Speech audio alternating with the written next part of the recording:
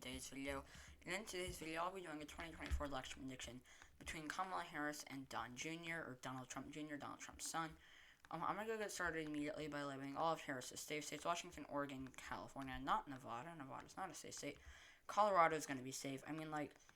The thing is, Harris is going to be, she's stronger than Biden with Hispanic and Latino voters. And while Don Jr. will likely get enough rural turnout to be able to put up a good fight nationally, it's not going to be enough in South Carolina. South Carolina, where did that come from? Colorado. It's not going to be enough in Colorado. Still probably going to go to Harris back 15 or 16%. He's just not going to be able to get the turnout that Trump was able to, but he'll get similar turnout numbers probably. For Kamala Harris's likely states: New Mexico, Virginia, Maine at large, New Hampshire, Minnesota, and Nebraska's second. So, in Colorado, New Mexico, Don Jr. is probably going to be, I think this is probably going to turn we're going to see nationally. We're going to see Don Jr. get stronger numbers with the working class and stronger numbers with rural voters. Like, he's going to win them by more than Trump did, Donald Trump, senior in 2020. But he's going to get less turnout from them, giving him a net negative, or a net loss. I think that's a theme we're probably going to see, because Harris will probably do worse among those voters than Biden. But they're going to be less of them turning out. Though I do think that Don Jr. has enough strength to turn out at least a few. So we're likely going to see that trend with oil workers. And then with Hispanic and Latino voters, Harris is going to do better. Virginia, once again, Don Jr. probably won't be able to get all the rural turnout needed, and he's going to do really bad in the D.C. suburbs. New Hampshire, Don Jr. just doesn't have the strength with white rural, college-educated voters. Maine at large, kind of similar thing. It was also likely in 2020, and it's pretty inelastic, so it'll probably stay. Likely D.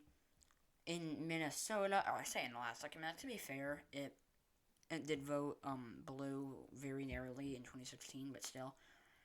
In Minnesota, Don Jr. is going to do pretty poorly in Minneapolis, and he's not going to be able to get the rural turnout or the working class turnout needed. Nebraska's second. He's going to be a really weak candidate in the suburbs, which is going to hurt him. For his likely states: Kansas, Iowa, South Carolina, Ohio, Maine second, and Alaska.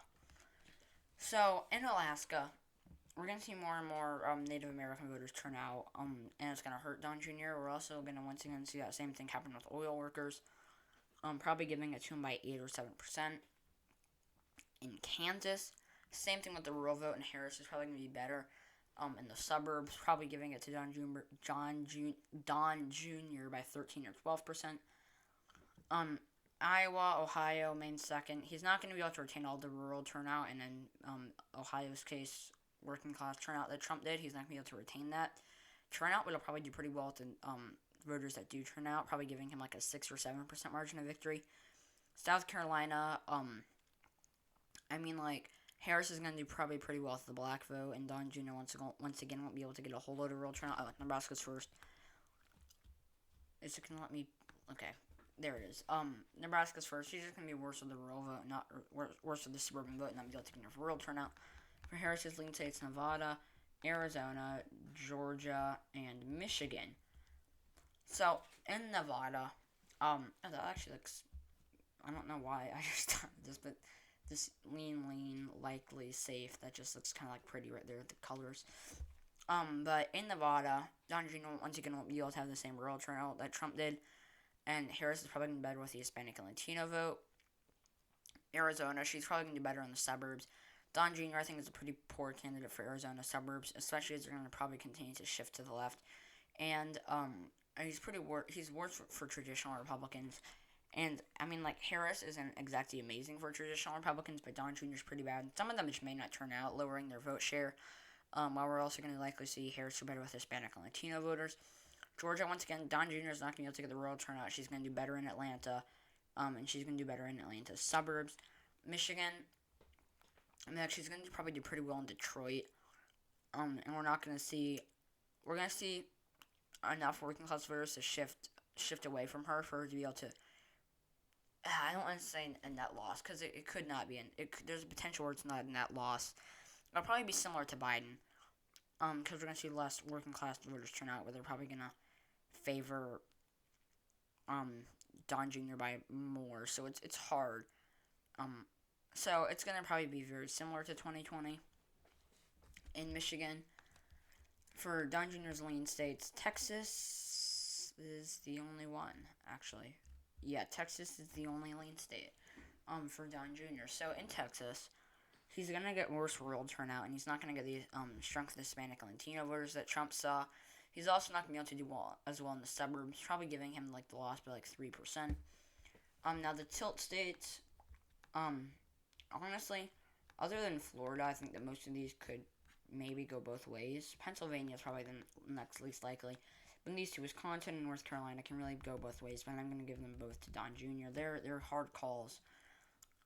Wisconsin in particular is a pretty hard call, but I'm going to give them both to Don Jr. It's going to be close, but I'm going to have to. Well, I'll get to that when I get there. For Florida, he's going to do worse with Hispanic and Latino voters. He's not going to do very well in the suburbs. He probably also won't be able to do very well with older white voters. Narrowly giving it to him. He's probably only going to carry by like 0.3%. This one's actually a hard call, honestly, because I think that he's gonna get enough voters in Miami-Dade who think that Harris is a socialist to be able to win. I mean, if he uses the Harris as a socialist rhetoric, he can probably win, and I think that he'll probably be more prone to use that than his father would, and Harris is farther to the left than Biden was, which gives him more of a chance to be able to use that. In North Carolina, I mean, he's not going to be able to get a rural turnout. He's just going to get just enough working class turnout. And I mean, like, black turnout there is already pretty high. We're going to continue to see the suburbs shift.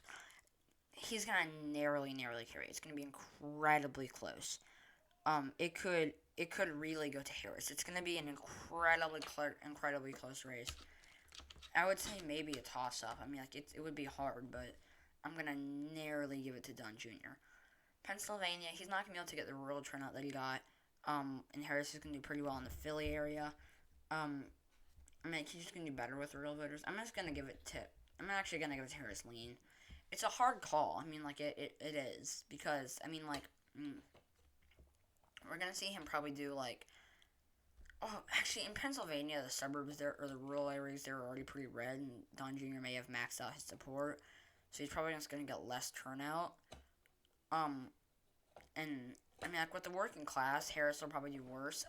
It's going to be tilt. It's going to be, like, 0.8. Just because Harris is going to do worse with the working class, whereas Don Jr. is going to get less rural turnout. Honestly, those two could cancel each other out. It's a hard call. I'm going to give it to, like, Harris by, like, 0.9%. Very, very, close to being lean. And then in Wisconsin, this one was really hard. Here's the thing.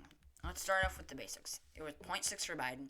Harris is going to probably get stronger numbers in Milwaukee, maybe more turnout, probably raising it to 1%. Actually, I'm going to give it to Harris. It's a really close call with Wisconsin. It's really close. But here's the thing. She's going to do better in Milwaukee. We're going to see Don Jr. get less turnout from the working class, yet he's going to do better with them. Narrowly, giving it to Harris, just because it's a really hard call. But she's just going to get enough turnout from Milwaukee, and Don Jr. is not going to be able to get the rural turnout needed.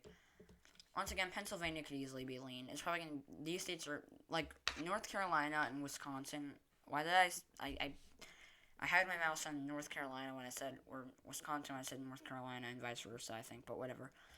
Those two are going to be toss-ups, probably. They're going to be really close to call, but I'm going to give them each to where they, I guess, went in 2020. I mean, that seems pretty logical. So yeah, thank you so much for watching this video. If you enjoyed it, please leave a like below. Stay tuned for my next video. Comment your suggestions down below. Subscribe to my channel if you haven't already, and I'll see you all tomorrow. Bye.